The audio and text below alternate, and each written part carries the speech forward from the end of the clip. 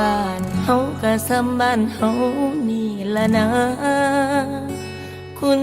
ค่าอยู่ดินอยู่หญ้าเป็นมูลมังอีพ่ออีแม่เพิ่นพาเฮ็ดพาสร้างเป็นหนทางทำมาหากินบ่อดตายเพิ่นเว้าสู่ฟังว่าความหวังอยู่เมืองกรุงอยากมีอยากรุงให้เอาเฮงไปขาย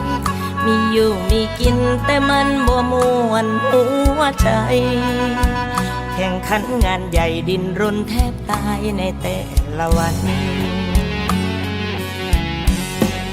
ให้คืนเมื่อมาบ้านเฮามาเบิ่งผู้เฒ่าเพิ่นของข้าลูกหลานมีโอกาสกับวางแน่เด้อการงานคิดฮอดผู้ของทางอยู่บนบ้านนามากินกับข้าวลวกผักกะป่นฝีมือแม่ไปบ้านแห